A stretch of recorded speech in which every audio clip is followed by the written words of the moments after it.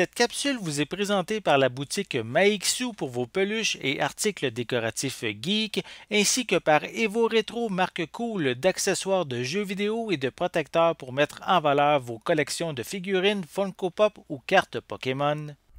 Bonjour, je suis Clifford Matthews pour Ciné Techno et voici ma critique de jeux vidéo. Le jeu vidéo aujourd'hui auquel je vais critiquer est le jeu Jitsu Squad disponible pour la Nintendo Switch.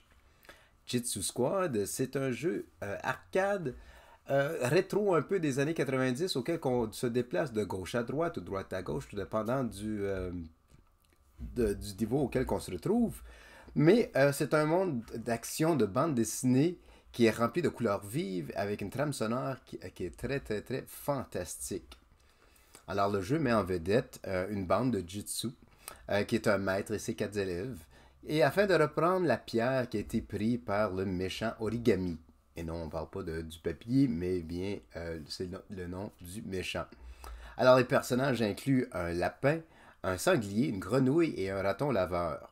Alors, comme de raison, en ayant ces quatre personnages, c'est un jeu coop à quatre joueurs. Alors, le jeu comprend de 8 niveaux. Alors, il y a 8 étapes à franchir, auquel que chaque niveau a un boss, si vous voulez, à la fin, qui est vraiment digne d'un jeu vraiment mash-up arcade qui est splendide, que c'est très très très bien fait. Alors, ce jeu aussi peut plaire aux petits comme aux grands.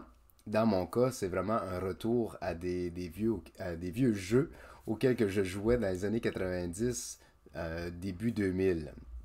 Alors, l'action, ça ne lâche pas. C'est, comme j'ai mentionné plus tôt, c'est que les boss à la fin, ou les gros méchants à la fin, c'est vraiment à la hauteur d'un style là, farfelu, mais aussi à la hauteur de jeu amusant. Alors, il faut essayer de trouver une petite stratégie pour le faire, mais c'est vraiment un vrai mash-up qui est super le fun de temps en temps. Alors, comme j'ai mentionné, l'action ne lâche pas, mais aussi dans ce style de jeu, c'est qu'on peut rehausser son personnage, avoir des petits power-ups ici et là, auxquels on doit les obtenir pour débloquer des pouvoirs ou des combinaisons qui vont nous aider à battre certains adversaires, mais contre les personnages réguliers auxquels on doit faire face, ça l'aide, mais c'est pas vraiment nécessaire. Par contre, là, pour ramasser ces power-ups-là ou ces spécialités, anciennement dans les jeux précédents, c'est qu'on fait tout simplement les toucher puis on peut les activer. Tandis qu'ici, il faut peser un autre bouton pour essayer de les ramasser et qui nous ressort un peu des combinaisons qu'on fait ou bien du fait que l'action elle arrive très vite puis mettons si notre barre de santé, si vous voulez, tire à sa fin, juste cette petite seconde, cette fraction de seconde, on peut tout simplement en mourir et continuer le jeu ou recommencer le jeu ou le niveau dès le début, qui devient un petit peu frustrant parfois, mais c'est juste une petite pique à dire, là, c'est pas rien de grandiose, mais comme je dis, cette petite fraction de seconde-là peut faire toute une différence. J'aurais apprécié, ou même plusieurs d'entre nous, je pense que vous allez apprécier, que juste en touchant ou marchant par-dessus, entre guillemets, ça serait beaucoup plus pratique, puis ça aiderait à la fluidité du jeu. Puis pour faire les quelques combinaisons, des fois, doit simplement appuyer sur le bouton et le relancer par la suite. Encore une fois, ça prend un petit peu trop de temps. Alors, il faut vraiment être stratégique, mais il faut vraiment utiliser le temps qui est alloué pour le faire. Est-ce que c'est nécessaire?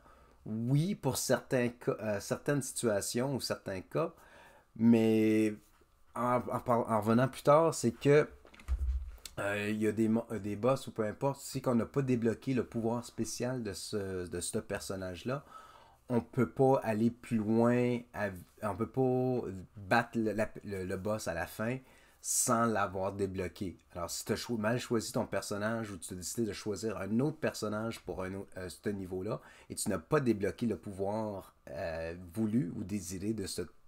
Alors, on doit recommencer le niveau pour mettre tout le monde à jour, si vous voulez, pour battre l'adversaire en question. Alors, mais l'histoire telle quelle, comme je dit, on va battre le Origami, le méchant qui a volé la pierre.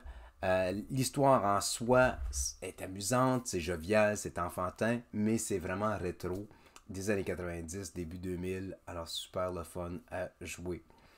Ce que j'ai apprécié du jeu, ou je vais commencer en disant que ce que j'ai pas apprécié du jeu, c'est que oui, il y a 8 niveaux, mais je le trouve trop court. J'aurais aimé ça avoir soit des DLC, des affaires de genre pour prolonger l'histoire, ou avoir au moins une douzaine de niveaux pour donner une tentative de débloquer plus de choses, ou donner la chance ou l'opportunité de débloquer les forces spéciales de tout le monde avant d'affronter le gros méchant à la fin.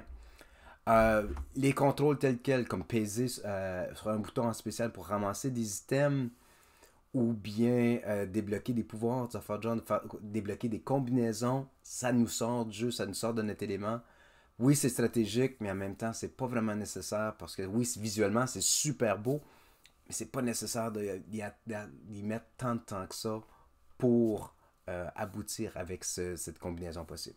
Ce que j'ai apprécié du jeu, par contre, l'action et l'histoire est vraiment plaisante.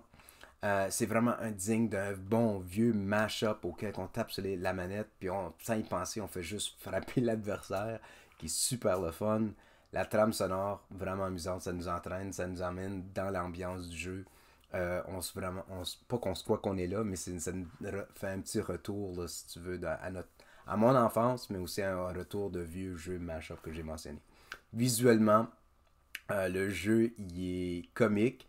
Il est beau à voir, les couleurs, tout ressort de l'écran, fantastique. Même quand on frappe l'adversaire, il y a de l'animation qui se fait en même temps. C'est un petit clin d'œil au jeu précédent, du même type, mais c'est vraiment, vraiment amusant. Alors, pour Jujutsu Squad, je le recommande, j'aime bien, c'est super le fun. Alors, pour Ciné Techno, mon nom c'est Clifford Matthews, j'espère que vous avez aimé la critique. Merci et à la prochaine.